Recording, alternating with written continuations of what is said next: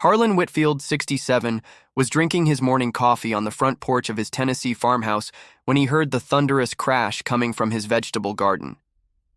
At his age, after 43 years of farming the same 200 acres his father had left him, Harlan thought he'd seen everything the countryside could throw at him. He'd weathered droughts that killed crops, floods that washed away fences, and ice storms that brought down power lines for weeks. But nothing had prepared him for what came charging through his prize-winning tomato plants at 7:30 on that Monday morning. A massive Holstein bull, easily weighing 1,800 pounds, was tearing through his garden like a freight train with no brakes. The animal's hooves sent dirt and vegetables flying in all directions as it trampled through the neat rows that Harlan had spent months cultivating. Behind the bull, running and calling out in obvious panic, came his neighbor Thaddeus Carmichael from the adjacent property. "Harlan, dear God, I'm so sorry. He broke through the fence," Thaddeus shouted, his 72-year-old frame surprisingly agile as he chased after the runaway animal. But even from the porch, Harlan could see that his longtime neighbor looked terrible. Thinner than he remembered, with dark circles under his eyes and a defeated posture that spoke of sleepless nights. Harlan's son Ezra, 45, came running from the red barn where he'd been checking on their own small herd of Black Angus cattle. Ezra had moved back to the family farm 3 years ago after his bitter divorce, initially planning to stay just long enough to get back on his feet. But as his father's arthritis worsened and the daily demands of farm life became more challenging for an aging man, Ezra had quietly made the decision to stay and help maintain the property that had been in the Whitfield family since 1952.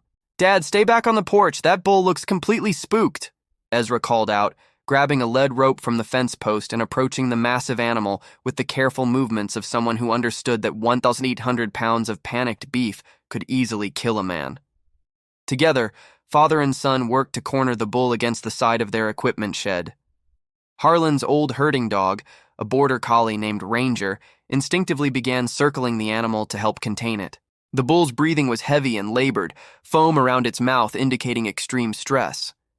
But as they managed to get the massive animal calm enough to approach safely, Harlan noticed something that made his blood run cold and his hands start to shake. The bull wasn't just spooked from breaking through a fence, it was injured. Deep, deliberate gashes ran along both sides of its body, and there was dried blood caked on its flanks and legs. These weren't accidental wounds from breaking through barbed wire or getting caught on farm equipment. "Thaddeus," Harlan called out, his voice carrying the authority of a man who'd spent decades dealing with livestock emergencies. "What the hell happened to this animal?"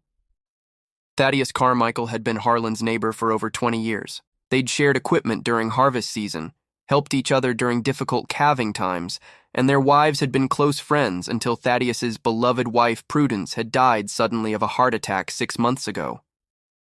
The two men had attended the same Methodist church, served on the county fair committee together, and had always been able to count on each other during the inevitable crises that came with farm life. But the look on Thaddeus's face now was something Harlan had never seen before. It was pure, bone-rattling fear. The kind of terror that comes from facing something that threatens not just your property or your livelihood, but your very survival.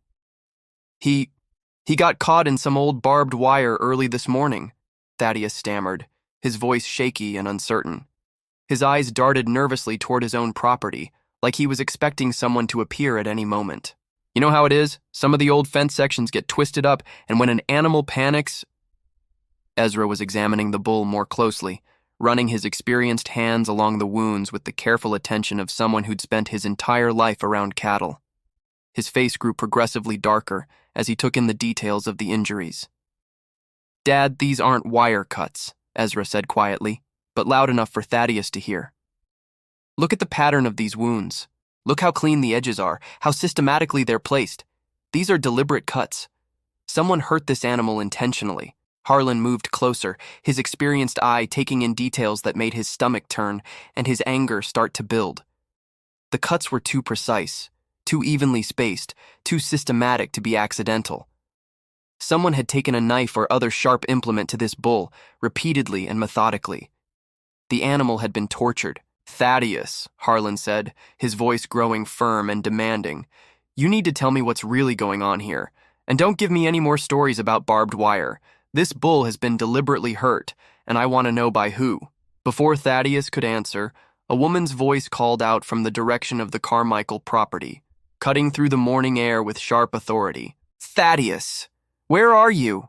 You know you're not supposed to leave the house without telling me." The voice was commanding, impatient, and completely unfamiliar to Harlan. In a rural community where everyone knew everyone for miles around, where newcomers were immediately noticed and discussed, the presence of a stranger was cause for immediate attention and curiosity. A woman in her 50s appeared through the gap in the fence where the bull had broken through. She was well-dressed in a way that immediately marked her as an outsider. Perfectly styled blonde hair, expensive-looking clothes that seemed completely out of place in a rural Tennessee farm setting, and shoes that had clearly never seen the inside of a barn or walked through a muddy field. "There you are," she said to Thaddeus, her tone carrying the kind of sharp authority usually reserved for scolding disobedient children. "I specifically told you to stay inside this morning while I handled the livestock situation." Thaddeus actually flinched at her voice, his shoulders hunching like he was expecting a physical blow. This was the same proud man who had run his own farm for decades, who had served as a deacon at their Methodist church for 15 years, who had never backed down from a challenge or a hard day's work. Now he was cowering like a frightened child. "I'm sorry, Vivian. The bull got loose and I thought I should help, and I told you I would handle it." The woman, Vivian, turned to Harlan and Ezra with a smile that was all teeth and no warmth, the kind of expression that made both men instinctively take a step backward. "I'm Vivian Carmichael, Thaddeus's daughter-in-law. I've been helping him manage the farm since poor Prudence passed away. The grief, has been very hard on him." Harlan stared at her in complete confusion, his mind racing through 20 years of conversations with his neighbor. "Daughter-in-law? Thaddeus, you never mentioned having a son. Ever." The look of absolute terror that crossed Thaddeus's weathered face was unmistakable. His hands began to tremble, and he glanced at Vivian like a trapped animal looking for an escape route. Vivian's smile grew even colder, more predatory. "Oh, didn't he tell you? My late husband Marcus was Thaddeus's son from his first marriage, long before he met Prudence. It's complicated family history. You know how these old family situations can be." But Harlan knew that was completely impossible. He'd known Thaddeus Carmichael for 2 decades, had attended his wedding to Prudence, had heard the man's life story countless times during long conversations over coffee and during church fellowship meals. Thaddeus had never been married before Prudence, had no children from any relationship, and had often spoken sadly about how he and Prudence had never been blessed with a family of their own. It was one of the great sorrows of the old man's life. As Harlan watched Vivian take control of the injured bull with the confident, practiced movements of someone who knew exactly how to handle large livestock, as he saw the unmistakable fear in his old friend's eyes, as he noticed how Thaddeus seemed to shrink in her presence, he realized that whatever was happening at the Carmichael farm was something far more sinister than a simple family reunion or grief counseling. The bull's systematic injuries were just the beginning of what they were about to uncover. Smash that like button if this story already has you worried about Thaddeus. Subscribe and hit the notification bell because what Harlan discovers next will shock you. And the truth about who Vivian really is will leave you speechless. That evening, Harlan couldn't shake what he'd witnessed. After 43 years of living next to Thaddeus, he'd never seen his neighbor look so defeated, so afraid. The image of those precise cuts on the bull haunted him as he sat on his porch, watching the sunset paint the Tennessee hills in shades of gold and amber. Ezra joined him with 2 glasses of sweet tea, settling into the wooden rocking chair that had belonged to Harlan's father. "Dad, something's not right over there," Ezra said, echoing his father's thoughts. "I've been thinking about it all day. Those injuries on that bull, and the way Mr. Carmichael acted around that woman. 43 years, son. 43 years I've known that man, and he's never once mentioned having a child. Not once." Harlan's weathered hands gripped his glass tightly. "When his Prudence died, he told me they'd tried for years to have babies, that it was God's will they never did. Said it was his biggest regret. So where did this Vivian come from?" Before Harlan could answer, they heard shouting from the direction of the Carmichael property. Through the evening air, they could make out Vivian's voice, sharp and angry, though they couldn't distinguish the words. Then they heard something that made both men's blood run cold. the unmistakable sound of Thaddeus crying out in pain. "That's it," Harlan said, standing up with the decisive movement of a man who'd made up his mind. "I'm going over there. Dad, maybe we should call Sheriff Morrison first. And tell him what? That our neighbor has a relative we never heard of?" Harlan was already walking toward his pickup truck. "No, I need to see what's happening with my own eyes." The drive to the Carmichael farm took only 3 minutes, but it felt like an eternity. As they pulled into the familiar driveway, Harlan noticed changes that unsettled him. The yard, which Prudence had always kept immaculate with flower beds and carefully trimmed shrubs, was now overgrown and neglected. Farm equipment that Thaddeus had always maintained religiously was scattered haphazardly around the property. Most disturbing of all, the windows of the farmhouse were covered with heavy curtains, blocking any view inside. In all his years visiting this home, Harlan had never seen those windows covered. Prudence had loved natural light and always kept her curtains open during the day. Vivian answered the door before they even knocked, like she'd been watching them approach. "Mr. Whitfield," she said with that same cold smile. "How kind of you to check on Thaddeus. But I'm afraid he's resting now. The excitement from this morning really took a toll on him." "I'd like to see him," Harlan said firmly, "just to make sure he's all right." "Oh, that won't be necessary. I'm taking very good care of him. As his daughter-in-law, it's my responsibility now." Ezra stepped forward. "Ma'am, with all due respect, we've been neighbors with Mr. Carmichael for over 20 years. We've never heard him mention having a son named Marcus." Vivian's expression hardened almost imperceptibly. "Well, Marcus died in Iraq 15 years ago. Thaddeus doesn't like to talk about it. Too painful, you understand. The guilt of having an estranged relationship with his only child before Marcus deployed, it's been eating at him for years." The story was smooth, practiced, but Harlan caught something in her delivery that set off alarm bells. She was too prepared with details, too quick with explanations for questions she should have been surprised to hear. "I'd still like to see Thaddeus," Harlan insisted. "He's sedated right now. Doctor's orders. The grief and confusion. Well, at his age, sometimes the mind starts to go, 'I'm sure you understand.'" That's when Harlan heard it. A faint tapping sound coming from somewhere inside the house. Rhythmic, deliberate, like someone was trying to get attention without making too much noise. "What was that sound?" Ezra asked. "Old house," Vivian said quickly. "Pipes settling. You know how these old farmhouses can be." But Harlan knew every sound the Carmichael house made. He'd helped Thaddeus repair those pipes, had spent countless evenings in that living room playing cards with Thaddeus and Prudence. Those weren't settling pipes. "Vivian, I'm going to ask you directly," Harlan said, his voice taking on the firm tone he'd used when Ezra was a teenager testing boundaries. "Are you really Thaddeus's daughter-in-law?" For just a moment, her mask slipped. Harlan saw something predatory flash across her features before the false smile returned. "Mr. Whitfield, I understand your concern for your neighbor. It's admirable, really. But Thaddeus is my family now, and I'm perfectly capable of caring for him. In fact, he's asked me to handle all his affairs while he recovers from his grief." "What affairs?" Ezra asked suspiciously. "Oh, you know. Bills, banking, property management. It's overwhelming for someone his age, especially with the confusion that comes with grief and, well, the early stages of dementia." Harlan felt like he'd been punched in the stomach. "Dementia? Thaddeus doesn't have dementia. I was talking to him just 2 weeks ago about crop rotation schedules. His mind was sharp as ever. These things can progress very quickly in elderly people, especially after traumatic loss," Vivian said with false sympathy. "The doctor says it's not uncommon for widowers to experience rapid cognitive decline." The tapping sound came again, more insistent this time. And now Harlan was certain. It was coming from upstairs, from what he knew was Thaddeus and Prudence's bedroom. "I think I should call Sheriff Morrison," Harlan said, pulling out his cell phone. Vivian's demeanor changed instantly. The false warmth disappeared completely, replaced by something cold and threatening. "Mr. Whitfield, I wouldn't advise that. You see, Thaddeus has signed a power of attorney giving me complete control over his medical and legal affairs.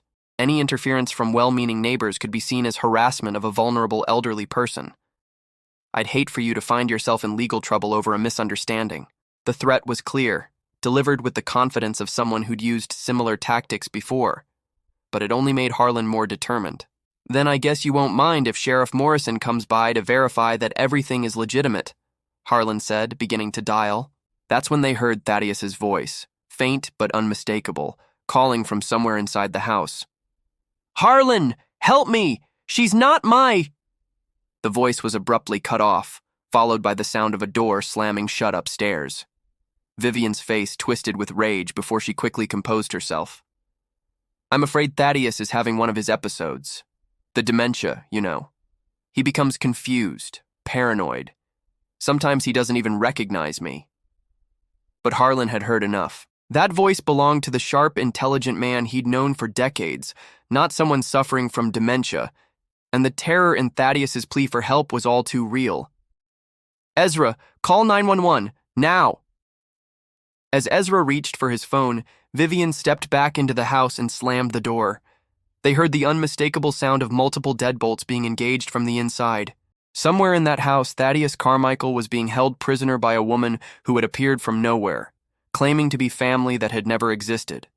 And Harlan was beginning to suspect that whatever was happening to his neighbor was part of something much larger and more sinister than he'd ever imagined. Sheriff Morrison arrived within 15 minutes, his patrol car kicking up dust as it pulled into the Carmichael driveway. Behind him came Deputy Angela Foster, a sharp-eyed woman in her 30s who'd grown up in Bedford County and knew every family for miles around. "Harlan, Ezra," Sheriff Morrison nodded as he stepped out of his vehicle. "Tell me what's going on here." Harlan quickly explained everything: the injured bull, Vivian's sudden appearance claiming to be family, Thaddeus's obvious fear, and most importantly, his desperate cry for help before being silenced. "And you're certain you heard Mr. Carmichael call for help?" Deputy Foster asked, taking notes. "Clear as day," Ezra confirmed. "He said, 'Help me, she's not my—'" and then got cut off. Sheriff Morrison approached the front door and knocked firmly. "Mrs. Carmichael, this is Sheriff Morrison. I need to speak with you and Mr. Carmichael." Several minutes passed before Vivian opened the door, but this time her appearance was different. Her hair was slightly disheveled, and there were what looked like scratch marks on her neck. "Sheriff, thank goodness you're here," she said, her voice trembling with manufactured distress. "I'm so worried about poor Thaddeus. He's been having violent episodes, attacking me, saying terrible things. I think his dementia is getting much worse." "Ma'am, I'm going to need to see Mr. Carmichael," Sheriff Morrison said firmly. "Of course, but please be gentle with him. He's very agitated right now." Vivian led them into the living room, which Harlan immediately noticed had been completely rearranged. Furniture was moved against windows, blocking natural light. Family photos that had covered the mantelpiece for decades were gone, replaced by unfamiliar pictures of Vivian with a man Harlan had never seen. "Where are all of Thaddeus and Prudence's photos?" Harlan asked. "Oh, they were too painful for him to look at. I put them away to help with his healing process," Vivian explained smoothly. Thaddeus appeared at the top of the stairs, and Harlan's heart nearly broke at the sight. His neighbor had lost at least 20 pounds. His clothes hung loose on his frame, and his usually bright eyes looked hollow and defeated. But most alarming were the fresh bruises on his arms and what appeared to be rope burns around his wrists. "Thaddeus!" Harlan called out. "Are you all right?" The old man's eyes lit up with recognition and hope. "Harlan, thank God. She's been—" But before he could finish, Vivian was already moving up the stairs. "Now, Thaddeus, remember what the doctor said about your confusion," she said in a soothing voice that carried an undertone of warning. "These gentlemen are here to help, but you need to stay calm." Sheriff Morrison stepped forward. "Mr. Carmichael, I need to ask you some questions. Are you being held here against your will?" Thaddeus looked between Vivian and the sheriff, fear evident in his expression. I don't know what's real anymore. She says I have dementia, that I signed papers, but I don't remember." "Thaddeus," Deputy Foster said gently, "do you remember me? I'm Angela Foster. I used to help you and Mrs. Prudence at the church bake sales." Recognition flickered in Thaddeus's eyes. "Angela? Little Angela Foster. But you're all grown up now. That's right. Now, can you tell me about this lady? Is she really your daughter-in-law? Thaddeus was quiet for a long moment, his eyes darting nervously to Vivian. She says Marcus was my son, but Prudence and I never had children. We tried for years, but his voice broke. I remember that pain clearly. How can I forget never having children but forget having a son? Vivian quickly interjected. The doctor explained this to you, Thaddeus. Traumatic memories can become confused. Sometimes the mind creates false memories to protect itself from pain. But Deputy Foster was studying Vivian carefully. Ma'am, can I see some identification? And do you have any documentation proving your relationship to Mr. Carmichael? Of course, Vivian said. But Harlan noticed her hesitation. It's all upstairs in my room. Let me get it. I'll come with you, Deputy Foster said. That's not necessary. I insist. As Vivian and Deputy Foster went upstairs, Sheriff Morrison stayed with Thaddeus while Harlan and Ezra waited in the living room. Without Vivian's intimidating presence, Thaddeus seemed to regain some clarity. Sheriff, something's wrong with my mind, but not the way she says, Thaddeus whispered urgently. I can't remember signing any papers, but she has documents with my signature. I can't remember agreeing to let her live here, but she's been here for months. And the pills she gives me, they make everything fuzzy. What pills? Sheriff Morrison asked. She says they're for my heart, but I never had heart problems before. Dr. Jenkins has been my doctor for 30 years, but she says she's found me a new specialist in Nashville. Harlan felt pieces clicking into place. Thaddeus, when was the last time you spoke to Dr. Jenkins? I can't remember. She says I get confused about time now.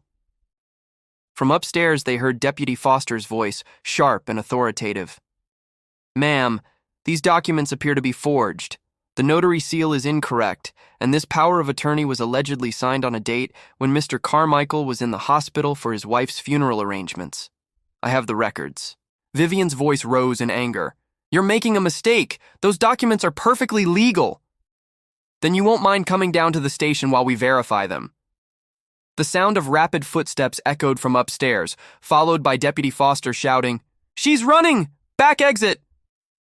But it was too late. By the time Sheriff Morrison and Ezra reached the back of the house, Vivian was already speeding away in a black sedan that had been hidden behind the barn. As they returned to check on Thaddeus, Deputy Foster was examining a room that had clearly been Vivian's base of operations. Documents covered a desk. Bank statements, property deeds, insurance papers, and medical records, all bearing Thaddeus's forged signature. Sheriff, Deputy Foster called out grimly, you need to see this. She's systematically stolen everything. His bank accounts are nearly empty. She's taken out loans against the property. And look at this. She held up a vial of pills. These aren't heart medication. These are psychiatric drugs, the kind used to cause confusion and memory loss in elderly patients. Harlan felt sick to his stomach. How long has this been going on? According to these bank records, the transfer started just 2 weeks after Mrs. Prudence's death, Deputy Foster said. She's stolen over $300,000, and she's put the farm up as collateral for loans totaling another $150,000. Thaddeus sank into his recliner, the full weight of what had happened beginning to dawn on him. She said she was helping me, said I was sick and confused. I trusted her because I thought maybe I really was losing my mind after Prudence died. Sheriff Morrison was already on his radio, putting out an APB for Vivian and her vehicle. But Harlan suspected it was too late. Someone skilled enough to forge legal documents and systematically drug an elderly man had probably planned her escape route long in advance. Thaddeus, Harlan said gently, how did she first approach you? How did this start? She came to Prudence's funeral, Thaddeus said slowly, his memory clearing as the drugs worked out of his system. Said she was a distant relative, that she'd been out of touch with the family. She was so kind, so helpful with the arrangements. When I was overwhelmed with grief, she offered to stay and help me get my affairs in order. And you believed she was family? She knew things, Thaddeus said, confusion evident in his voice. She knew Prudence's maiden name, knew about our wedding anniversary, knew personal details that made her story seem credible. How could she know those things if she wasn't family? That question would haunt Harlan for days to come. Because if Vivian wasn't really Thaddeus's daughter-in-law, if she was some kind of professional predator targeting vulnerable elderly people, then how had she known so much about the Carmichael family's private life? And more frightening still, was Thaddeus her only victim? Or were there other elderly people in their community who had been targeted by this woman and her sophisticated operation? 3 days after Vivian's escape, Deputy Foster sat across from Harlan and Ezra in the sheriff's office, a thick file spread across the desk between them. The investigation had revealed something far more disturbing than a simple case of elder abuse. "We've been in contact with law enforcement agencies across Tennessee, Kentucky, and Georgia," Deputy Foster explained, her expression grim. "What happened to Mr. Carmichael isn't an isolated incident. There's a pattern here, and it's bigger than we initially thought." Sheriff Morrison leaned against the wall, his arms crossed. "In the past 2 years, we've identified at least 12 similar cases across the region. All elderly widows or widowers, all recently bereaved, all targeted by women claiming to be distant relatives." 12? Harlan felt his stomach drop. "You mean there are 12 other people like Thaddeus?" "Were," Deputy Foster corrected quietly. 3 of the victims died under suspicious circumstances before anyone realized what was happening. Natural causes according to the death certificates, but now we're questioning everything." Ezra shook his head in disbelief. "How is this possible? How can someone just show up and convince people they're family?" "It's more sophisticated than you'd think," Sheriff Morrison explained.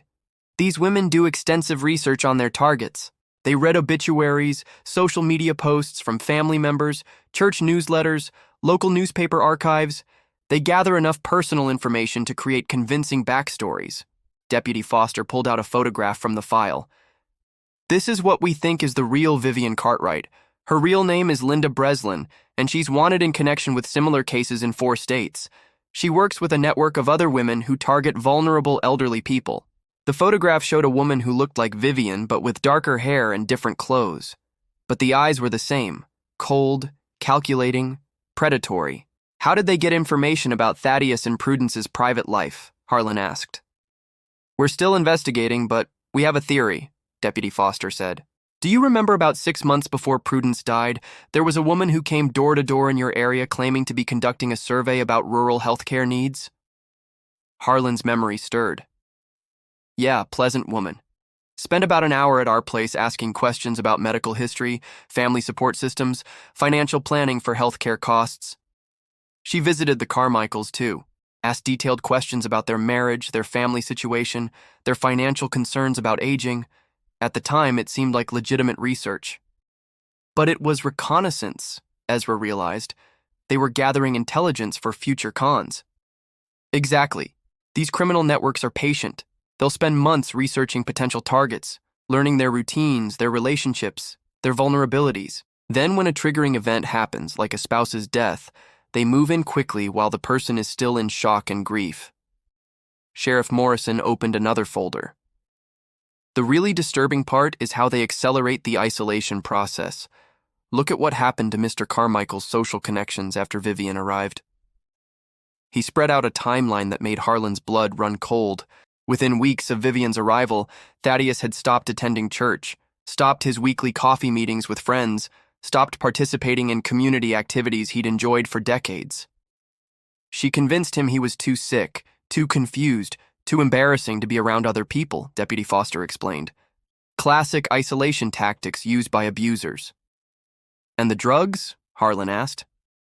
"Designed to cause exactly the symptoms she claimed he already had. Confusion, memory loss, difficulty concentrating. The more confused he became, the more he depended on her for basic decision-making." Ezra was studying the case files. "What happened to the other victims? The ones who survived?" "Financial devastation, mostly. One man in Kentucky lost his farm that had been in his family for 5 generations. A widow in Georgia had her house foreclosed on after these thieves took out multiple mortgages against it. The psychological damage is just as severe. These people lose trust in everyone, become paranoid about any offers of help." "What about justice?" Harlan asked angrily. "Are any of these criminals in prison?" Sheriff Morrison's expression darkened. "That's the problem. They're very good at disappearing when investigations get too close. New identities, new locations, new victims. The FBI has a task force working on it, but these networks are sophisticated and well-funded. Well-funded from stealing from people like Thaddeus, Ezra pointed out bitterly. Deputy Foster nodded. It's a self-perpetuating criminal enterprise. They use money stolen from previous victims to research and target new ones. The operation we uncovered through Mr. Carmichael's case appears to have netted over $2 million from elderly victims across the Southeast. Harlan felt overwhelmed by the scope of what they were dealing with. So what happens now? How do we protect other people from going through what Thaddeus experienced? Education, mostly, Sheriff Morrison said. We're working with banks to train employees to recognize signs of elder financial abuse. We're partnering with churches and community organizations to teach people about these scams. And we're hoping Mr. Carmichael will be willing to share his story, Deputy Foster added. Other elderly people need to hear from someone who survived this, who can warn them about the tactics these criminals use. Will he recover? Harlan asked. Financially, I mean? Some of it, maybe. The bank is working with us to reverse fraudulent transactions, and we've frozen the loan accounts before the money was transferred out. But the cash that was withdrawn... Sheriff Morrison shrugged helplessly. The farm? That's more complicated. The legal process to prove the documents were forged will take months, maybe years. In the meantime, Mr. Carmichael is facing foreclosure proceedings on loans he never actually agreed to. Harlan stood up abruptly, his decision made. Then we'll figure out another way. Thaddeus Carmichael is not going to lose his farm because some criminal took advantage of his grief. As they left the sheriff's office, Ezra looked at his father with concern. Dad, what are you thinking? I'm thinking that 43 years of being neighbors means something. I'm thinking that if it were me in that situation, Thaddeus would do the same thing. What Harlan didn't tell his son was that he'd already made up his mind to mortgage his own farm to help save Thaddeus's property. Some things were more important than money, and protecting a good man from the consequences of trusting the wrong person was one of them. 2 weeks later, Harlan sat in attorney Rebecca Walsh's office in downtown Nashville, signing papers that would put his own farm at risk to save his neighbor's land. Ezra sat beside him, having argued against the decision for days before finally accepting his father's determination. Mr. Whitfield, I want to make sure you understand the implications, Attorney Walsh said carefully. If Mr. Carmichael's legal situation doesn't resolve favorably, you could lose your property as well. I understand, Harlan said firmly, but some risks are worth taking. Meanwhile, Thaddeus was slowly recovering both physically and mentally. The drugs were out of his system, his natural sharpness was returning, and with Harlan's help, he was rebuilding the daily routines that had given his life structure and meaning. But the psychological scars ran deep. Simple activities like answering the phone or opening mail now filled him with anxiety. He'd trusted completely, and that trust had nearly destroyed him. I keep thinking about what she said, Thaddeus told Harlan as they sat on his front porch one evening. About Marcus being my son. For a few hours, I actually started to believe maybe I did have a child I'd forgotten about. That's how confused those drugs made me. The mind plays tricks when it's under attack, Harlan replied. Doesn't mean you're weak for believing her. But how do I trust anyone again? How do I know when someone is genuine and when they're running a con? It was a question Harlan couldn't fully answer, but he'd noticed something over the past 2 weeks. The community's response to Thaddeus's situation had been overwhelmingly supportive. Church members brought meals, neighbors helped with farm work, and old friends made sure to visit regularly. Maybe trust isn't all or nothing, Harlan suggested. Maybe it's something you build slowly, with people who prove themselves over time. 3 days later, Deputy Foster called with news that changed everything. We got her, she announced. Linda Breslin was arrested in Alabama trying to pull the same scam on a 78-year-old widower in Mobile. And this time, we have enough evidence to make federal charges stick. The arrest had uncovered a treasure trove of information about the criminal network. Computer records showed detailed profiles of hundreds of potential elderly victims across the Southeast, complete with financial information, family histories, and vulnerability assessments. The good news, Deputy Foster continued, is that we've recovered a significant amount of money from frozen accounts. Mr. Carmichael should get back about 60% of what was stolen. It wasn't everything, but combined with the reversed fraudulent loans, it would be enough for Thaddeus to keep his farm without Harlan having to risk his own property. But perhaps more importantly, Thaddeus had found a new purpose. He'd agreed to work with law enforcement and community organizations to educate other elderly people about elder fraud. His first-hand experience and natural communication skills made him an effective advocate for potential victims. "I can't get back the months of confusion and fear," Thaddeus told a gathering at the Methodist Church 6 months later, "but I can make sure other people recognize the warning signs I missed." His presentation was simple but powerful.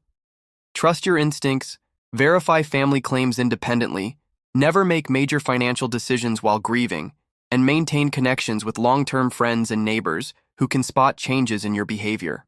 The most important thing, Thaddeus concluded, is remembering that asking for help isn't a sign of weakness.